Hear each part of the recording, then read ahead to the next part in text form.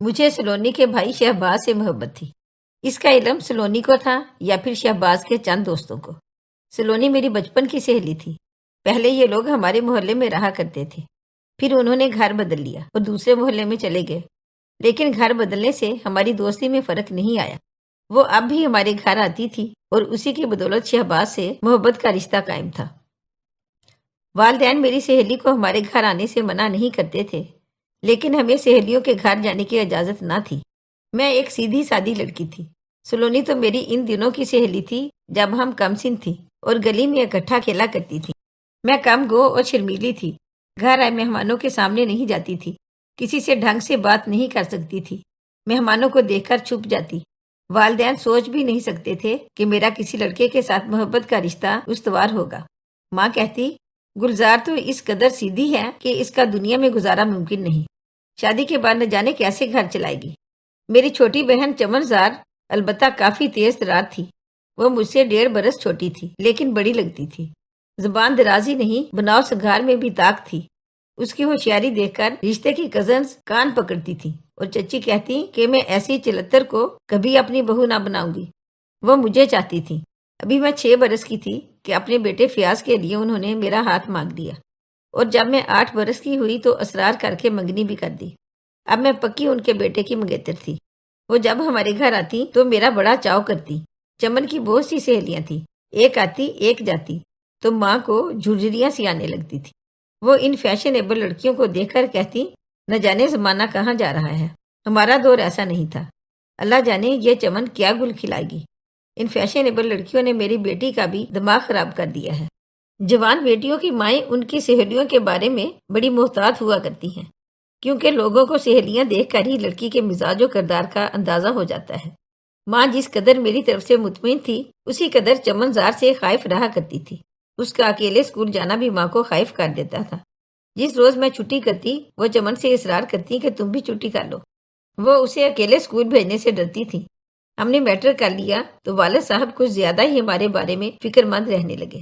وہ ہماری شادیاں کر کے جلد از جلد سبکدوش ہو جانا چاہتے تھے۔ میرا رشتہ موجود تھا، میں چچا کی بہو بننے جا رہی تھی، لیکن چمن کا رشتہ باوجود کوشش کے ابھی تک نہیں ہو سکا تھا۔ میری طرف سے والدین کو فکر نہ تھی، کیونکہ لڑکا گھر کا تھا۔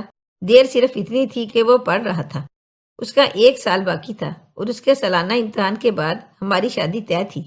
فکر چمن کی تھی، جس کی تند مزاجی کی وجہ سے قریبی رشتے دار بھی اس کا رشتہ لینے سے گھبراتے تھے۔ عجیب بات یہ تھی کہ چمن کا کسی لڑکے سے کوئی چکر نہ تھا، پھر بھی تایا، چچا اور پھپھو سبھی اسے بہو بنانے سے ہچکچاتے تھے۔ میں شہباز کے دام الفت میں گرفتار تھی، لیکن ہر دل عزیز تھی۔ کسی کو معلوم نہ تھا کہ اس چھپی رسم کے کیا پوشیدہ کارنامے ہیں، کیونکہ اس معاملے میں نے بہت احتیاط سے کام لیا تھا۔ سلونی کو بھی سب اچھا جانتے تھے، لیکن وہ بڑی کایا تھی۔ شہباز کے نامہ و پیام وہی لاتی لے جاتی تھی، اور میری ماں سے اس قدر گھل مل کر ملتی کہ انہیں اس پر ذرا شک نہ ہوتا۔ یوں کہنا چاہیے کہ چمن ایک کھلی تو میں بند کتاب تھی۔ میں سلونی کے ساتھ اسکول جاتی اور ہاف ٹائم میں اسکول سے اس کے گھر چلی جاتی۔ اس کا گھر ہمارے اسکول سے بہت قریب تھا۔ یوں وہ میری شہباز سے ملاقات کروا دیتی تھی۔ یہ ملاقاتیں رنگ لے آئیں۔ شہباز نے اپنی خالہ کی بیٹی صوبیہ سے منگنی توڑ دی اور والدین کو مجبور کیا کہ وہ میرا رشتہ طلب کرنے جائیں۔ اس کے والدین جانتے تھے میری منگنی ہو چکی ہے، اور منگنی کا توڑنا اور میرا رشتہ مل جانا آسان نہ تھا۔ لہٰذا انہوں نے بیٹے کو سمجھایا کہ باز رہو، ورنہ منہ کی کھاؤ گے اور ساتھ ہماری بھی بے عزتی کرواؤ گے۔ شہباز نے بڑی منتیں کی۔ اس کے والدین سمجھدار تھے، وہ میرا ہاتھ مانگنے نہیں آئے، یہاں تک کہ میری شادی کا دن آ پہنچا۔ شہباز کو کسی پل چین نہ تھا، اس کی جان پر بنی ہوئی تھی۔ وہ والدین سے مایوس ہوا تو اپنے چچا کے پاس گیا، جن کی میرے والد سے دوستی تھی۔ منت کی کہ آپ جا کر بات کر لیں، ورنہ میں یہ دنیا چھوڑ دوں گا۔ بھتیجے کی حالت پر چچا کو ترس آ گیا، اور وہ والد کے پاس آئے، مگر عرض مدعا زبان پر نہ لا سکے، کیونکہ گھر میں شادی کے انتظامات مکمل ہو چکے تھے، اور والد میری شادی کا کارڈ بھی ان کو بھجوا چکے تھے۔ اسی روز مجھے مائیوں بٹھا دیا گیا۔ انہوں نے جا کر بھتیجے سے کہا، بیٹے کچھ دن پہلے کہا ہوتا، اب جب کہ ان کے گھر میں مہمان آ چکے ہیں، ڈھولکی بج رہی ہے، کس منہ سے حمید سے کہوں کہ تم اپنی لڑکی کی شادی روک دو اور اپنے بھتیجے کو دھتکار کر میرے بھتیجے کو داماد بنا لو۔ بیٹا ایسا نہیں ہو سکتا۔ عزت سے زندگی گزارنے کے لیے معاشرے کے کچھ اصول ہوتے ہیں جن کی پابندی کرنی پڑتی ہے۔ مایوس ہو کر شہباز نے خودکشی کرنے کی ٹھان لی۔ اس نے چچا زاد بھائی سے کہا کہ ایک ہاتھ تمہارے سپرد کر رہا ہوں، یہ میری امانت ہے، اسے مت کھولنا اور کل اسے میرے والدین کے حوالے کر دینا۔ چچا زاد فراز نے وہ خط پھر بھی کھول کر پڑھ لیا۔ لکھا تھا کہ گلزار کی شادی ہو رہی ہے، جبکہ میں اسے زندگی کا ساتھی بنانا چاہتا تھا۔ آپ لوگوں سے کہتا رہ گیا، مگر آپ نے دیر کر دی اور میرا رشتہ طلب کرنے نہیں گئے، لہٰذا میں خود کشی کرنے جا رہا ہوں۔ کل آپ کو نہر سے میری لاش ملے گی۔ یہ خط پڑھ کر فراز دوڑا ہوا شہباز کے گھر پہنچا۔ سلونی نے بتایا کہ بھائی ابھی دوستوں سے ملنے کا کہہ کر گیا ہے۔ اس نے کہا کہ نہر کے کنارے پکنک پر جا رہا ہے۔ یہ سنتے ہی فراز نے موٹر سائیکل کو نہر کی طرف دوڑا دیا۔ وہ بر وقت پہنچ گیا، جبکہ شہباز نہر میں چھلانگ لگانے والا تھا۔ اس نے پشت سے اسے پکڑ لیا۔ شہباز تیرنا نہیں جانتا تھا، یہ بات فراز کو اچھی طرح معلوم تھی۔ وہ بولا، خودکشی کرنا حرام ہے، ایسا مت کرو، بلکہ ہمت سے کام لو۔ اگر ایسی ہی تمہاری جان پر بن گئی ہے تو آؤ میرے ساتھ، گلزار کی رخصتی میں 2 دن باقی ہیں، اب بھی کچھ کر سکتے ہیں۔ اب کچھ نہیں ہو سکتا، مجھے یہاں اکیلا چھوڑ دو، اور میں نے تم سے کہا تھا کہ خط امانت ہے، اسے مت کھولنا، تم نے پھر بھی پڑھ لیا، کیونکہ امانت میں خیانت۔ بکواس مت کرو اور آؤ میرے ساتھ۔ وہ شہباز کو گھسیٹتا ہوا نہر سے دور لے آیا اور یقین دلایا کہ گلزار کو کسی اور کی دلہن نہ بننے دے گا، وہ ہر صورت تمہاری دلہن بنے گی۔ فراز اسے اپنے دوستوں کے پاس لے گیا۔ پھر انہوں نے ایک ایسا منصوبہ بنایا جو ناقابل یقین تھا۔ شادی والے دن، جبکہ رسم نکاح ہونے میں چند گھنٹے باقی تھے، سلونی میرے پاس آئی۔ میں دلہن بنی اداس بیٹھی تھی، میری بھی جان پر بنی ہوئی تھی، سوچ رہی تھی کس طرح سارے بندھن توڑ کر نکل بھاگوں۔ تبھی اس نے میرے کان میں کہا کہ آج رات 8 بجے تمہارا نکاح ہے، لیکن تم نکاح سے پہلے چھت پر کسی بہانے جانا اور عقبی گلی میں جھانکنا۔ میں نے کہا، سلونی، یہ وقت مذاق کرنے کا نہیں، میرا سانس بند ہوا جا رہا ہے اور تم اوٹ پٹانگ باتیں کر رہی ہو۔ بولی، مجھ پر اعتبار کرو، میں سچ کہہ رہی ہوں۔ بھائی گلی میں تیرا منتظر ہے، تمہارا دماغ چل گیا ہے، میرا اب اس کمرے سے نکلنا ناممکن ہے، بھلا میں چھت پر کیوں کر جاؤں؟ تم نے قسم کھائی تھی کہ شہباز سے شادی کرو گی، ورنہ جان دے دو گی۔ اب جان دینے کا وقت آیا ہے تو بہانے کر رہی ہو۔ ایسی ہی سچی محبت ہے تو چھت پر جاؤ اور پچھلی گلی میں کود جاؤ، جان دینے کی قسم پوری ہو جائے گی۔ سامنے سے کود نہیں سکتی کہ وہاں بارات بیٹھی ہوئی ہے۔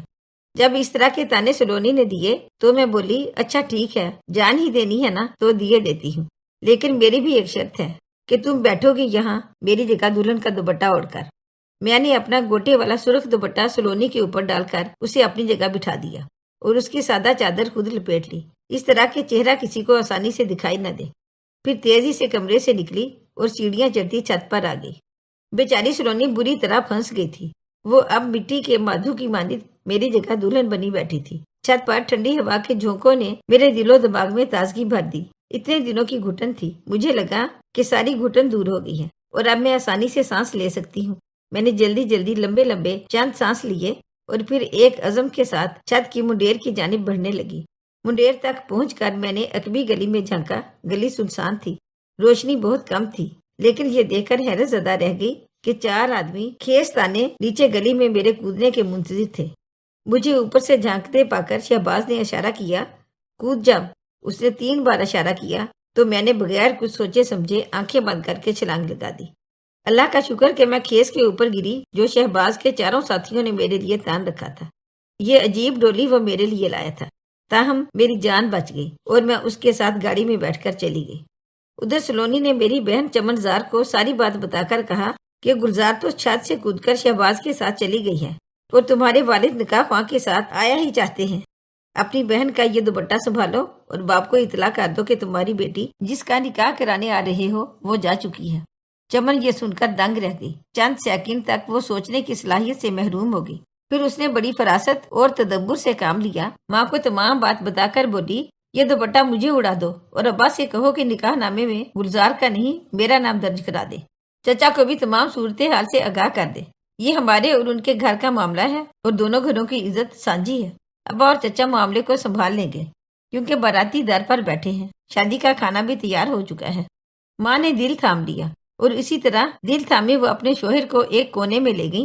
انہوں نے والد کو حقیقت گوش گزار کر کے کہا، کچھ دیر کے لیے گلزار کو بھول جاؤ اور اس کی جگہ چمن کو دلہن بنا دو۔ اپنے بھائی صاحب کو اعتماد میں لے لو، امید ہے کہ وہ اپنی اور تمہاری عزت کی خاطر بیٹے کو سمجھا لیں گے اور بارات میں ہمارے خاندان کے ناموس پر خاک نہیں پڑے گی۔ والد نے چچا کو صورتحال سے آگاہ کر کے منا لیا۔ چمن بھی انہی کی بھتیجی تھی۔ انہوں نے بیٹے کے کان میں کچھ کہا اور پھر کسی کو کانوں کان خبر نہ ہوئی کہ دلہن نکاح سے 1 گھنٹہ پہلے فرار ہو گئی ہے۔ نکاح ویسے ہی شان و شوکت سے ہوا جس طرح ہونا تھا۔ رسم نکاح کے وقت نکاح خواں کے ہمراہ صرف دولہا، چچا اور والد کے ساتھ تایا اندر آئے۔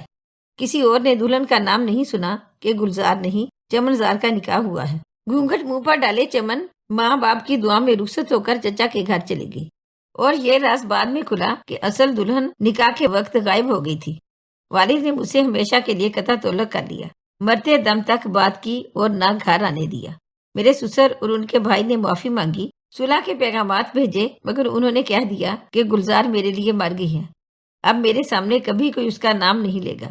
میں نے اپنے باپ کا دل دکھایا، یہ خلش آج تک میرے دل سے نہیں جاتی۔ اگر آپ کو ہماری آج کی کہانی اچھی لگی ہو تو پلیز اسے لائک کریں، شیئر کریں اور مزید اچھی ویڈیو کے لیے ہمارے چینل کو سبسکرائب کریں۔ شکریہ۔